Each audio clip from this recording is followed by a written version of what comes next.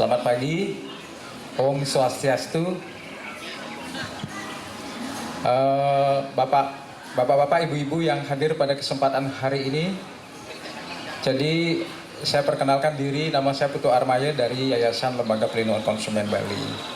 Sudah lama tidak orasi di podium Bali Bebas Bicara. Ada beberapa hal yang ingin saya sampaikan buat masyarakat Bali.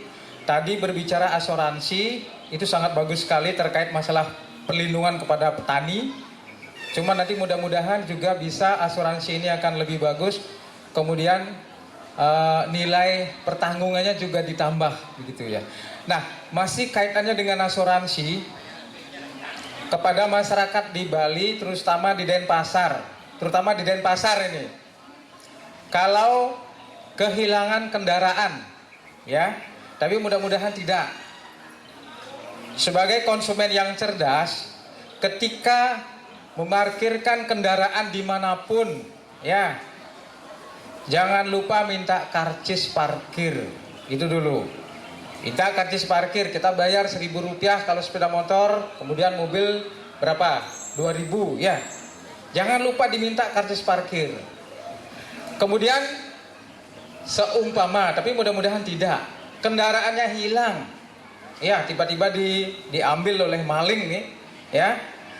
Biasanya kan bingung, rugi sendiri. Nah, sekarang saya akan berikan tips buat masyarakat konsumen di Bali, terutama di Denpasar, jika kehilangan kendaraan di areal parkir. Jadi, pertama, Anda bisa mendapatkan ganti rugi, ya. Ganti rugi dengan cara: satu, minta karcis parkir, laporkan ke pihak kepolisian, yaitu kehilangan kendaraan. Ya, dengan berbekal itu, nanti Anda bisa mendapatkan klaim di PD Parkir. Ya, di perusahaan daerah PD Parkir. Dan dengan data-data yang lengkap, identitas yang lengkap. Ya, itu yang pertama. Terus yang kedua, untuk mendapatkan ganti rugi berikutnya, yaitu karena konsumen masih ada kaitan misalnya dalam bentuk kredit, baik mobil ataupun sepeda motor, masih dalam kategori mencicil. Nah, Anda pun juga bisa mendapatkan ganti rugi kepada pihak finance. Ya, pihak finance lagi-lagi dengan laporan polisi tadi. Laporan polisi, kemudian data-data yang lengkap. Nah, ketika Bapak Ibu misalnya sudah melapor itu, nanti pihak finance akan memberikan ganti rugi. Ya, ganti rugi. Biasanya ganti rugi harus dibayar dulu utangnya di finance, nanti berapa sisanya baru mendapatkan. Itu pertama. Minta lagi ganti rugi ke PD Parkir, perusahaan daerah parkir. Untuk bagaimana mendapatkannya, nanti juga bisa melaporkan ke Yayasan Lembaga Konsumen, kami siap akan membantu. Tapi mudah-mudahan kendaraan Bapak Ibu juga tidak hilang. Tetapi ketika menjadi konsumen yang cerdas, ya, siapa tahu sekarang kriminalitas semakin meningkat di Denpasar, kendaraan hilang, ya, kendaraan hilang, kemudian kita nggak tahu mendapatkan ganti rugi, kan sia-sia. Nah, oleh karena itu jadilah konsumen cerdas dengan cara apa? Satu, minta karcis parkir di kota Denpasar. Kalau di daerah lain saya belum tahu aturannya, misalnya di Badung, Tabanan, Gianyar dan lain sebagainya. Tetapi kalau di kota Denpasar sudah diatur lewat peraturan daerah PD parkir. Jadi itu ya, dari buat Bapak Ibu, seumpama ya sepeda motor atau kendaraannya hilang, tapi mudah-mudahan tidak. Ingat, itu akan mendapatkan ganti kerugian. Selama ini banyak masyarakat yang tidak tahu. Itu pertama. Terus yang kedua, saya juga lagi memberikan informasi kepada masyarakat terkait laporan masyarakat Bali sebagai konsumen banyak mengadu ke kami, yaitu terkait masalah layanan listrik prabayar dari pihak PLN. Dari PLN banyak sekali pengaduan yang masuk ke Yayasan Konsumen. Salah satu yang dikeluhkan oleh masyarakat Bali adalah tidak transparansinya pengenaan listrik prabayar. Contoh, ketika Bapak Ibu membayar listrik 100.000, membeli listrik 100.000, yang dapat hanya 70.000, yang 30-nya itu kemana? Walaupun sebenarnya hitung-hitungan PLN sudah ada pembayaran pajak penerangan jalan, biaya administrasi bank dan lain sebagainya. Persoalan yang tidak pernah diberikan informasi kepada masyarakat adalah sosialisasinya. Hak konsumen di pasal 4 adalah hak atas informasi yang benar, jelas, dan jujur.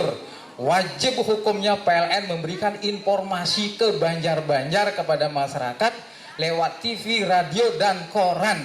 Informasikanlah bahwa pengenaan potongan-potongan itu diinformasikan kepada masyarakat. Masyarakat banyak yang tidak tahu itu potongan apa saja. Ujung-ujungnya beli pulsa listrik dipotong sangat banyak. Nah, itulah yang masyarakat Bali tidak paham sekali.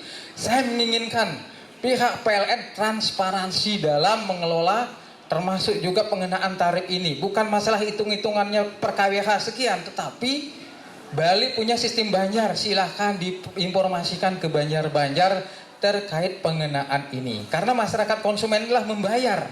Itu yang kedua.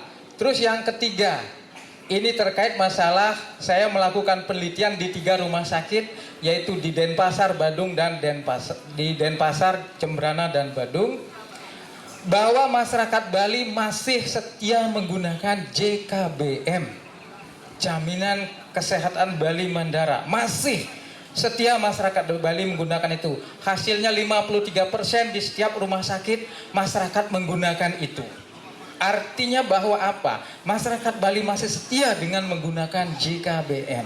Walaupun ada JKN, apalagi sekarang ada BPJS yang kelas 1 seakan naik. Nah, ini kan sangat memberatkan buat masyarakat, lagi-lagi akan memberatkan. Ya, oleh karena itu kalau mau dinaikkan BPJS itu benahi dulu pelayanannya. Ya, banyak masyarakat Bali yang tidak paham itu pengenaan obat, ya, obatnya dikenakan katakanlah yang ditanggung oleh BPJS maupun tidak. Banyak sekali masyarakat yang tidak. Nah, oleh karena itu hasil dari penelitian kita di 3 rumah sakit itu 53% masyarakat masih menggunakan JKBM. Nah, mudah-mudahan dengan hasil ini artinya bahwa masyarakat Bali masih setia menggunakan JKBM itu tetap kita pertahankan atau seperti apa? Karena kalau misalnya BPJS akan naik terus, naik terus, kemudian di satu sisi tidak dibenahi layanannya, sama saja masyarakat akan memberikan pilihan kepada yang terbaik buat masyarakat Bali. Mungkin demikian saja dulu uraian dari kami. Jika ada yang salah, saya mohon maaf. Saya akhiri dengan para Santi. Om Santi Santi Santi.